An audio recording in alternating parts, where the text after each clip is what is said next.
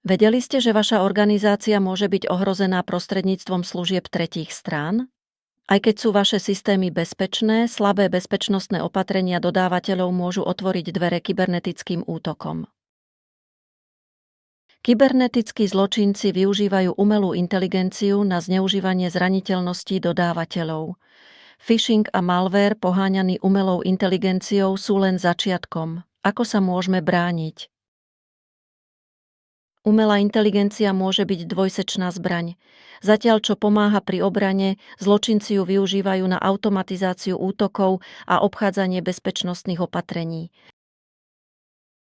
Nasadzujte umelú inteligenciu na hodnotenie rizik dodávateľov. Automatická detekcia anomálií a prediktívna analýza môžu identifikovať dodávateľov s vysokým rizikom. Fyzické bezpečnostné hrozby môžu viesť k úniku údajov. Nechránené zariadenia a neoprávnený prístup sú len niektoré z rizík, ktoré musíme riešiť. Umelá inteligencia môže posilniť fyzickú bezpečnosť. Rozpoznávanie tváre a dohľadové systémy s využitím umelej inteligencie pomáhajú detekovať neoprávnený prístup. Ľudské chyby sú často najväčšou hrozbou pre kybernetickú bezpečnosť. Slabé heslá a nesprávne zaobchádzanie s údajmi môžu ohroziť celý systém. Umelá inteligencia môže zmierniť riziká ľudských chýb. Správcovia hesiel a systémy na prevenciu straty údajov sú kľúčové. Umelá inteligencia dokáže automaticky detekovať anomálie a predpovedať riziká. Tieto nástroje sú nevyhnutné na ochranu pred zraniteľnosťami dodávateľov. Fyzické hrozby, ako je krádež zariadení, môžu viesť k úniku údajov. Je dôležité mať prísne kontroly prístupu a školenie zamestnancov.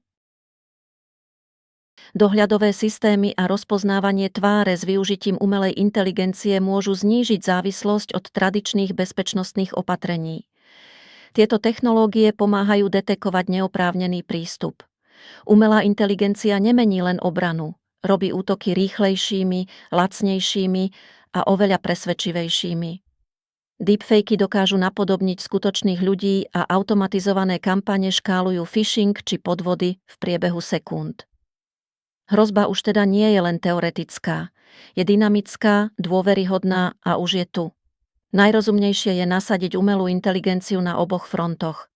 Nech v reálnom čase odhalí nezvyčajné správanie a zachytí phishingové vzorce ešte skôr, než sa rozšíria. A potom to podporte tréningom, aby vaši ľudia vedeli rozpoznať manipuláciu, zastaviť sa a správne zareagovať. Dnes sme si zhrnuli 3 veľké oblasti rizika. Tretie strany, fyzické hrozby a ľudské chyby. Spája ich jedna vec: bez umelej inteligencie je moderná ochrana údajov pomalšia, slabšia a oveľa zraniteľnejšia. Keď nasadíte riešenia umelej inteligencie správne, ochrana údajov je rýchlejšia, presnejšia a odolnejšia. To nie je vízia budúcnosti. To je štandard, ktorý sa oplatí zaviesť už teraz. Začnite ešte dnes. Nasadenie umelej inteligencie do bezpečnosti vám pomôže reagovať rýchlejšie, chrániť citlivé údaje a budovať väčšiu dôveru.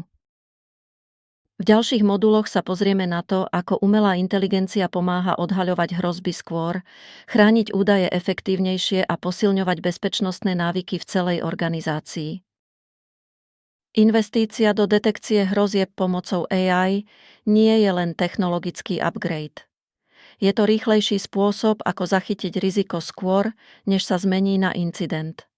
Čím skôr tieto nástroje zavediete, tým silnejšia bude vaša obrana. Pravidelné školenie zamestnancov stále patrí medzi najsilnejšie kroky, ktoré môžete urobiť. Keď ľudia vedia rozpoznať podvod, reagujú rýchlejšie a stávajú sa vašou prvou líniou obrany. Umelá inteligencia už dnes pomáha bezpečnostným tímom odhaliť hrozby skôr, pretože dokáže analyzovať obrovské množstvo signálov v reálnom čase.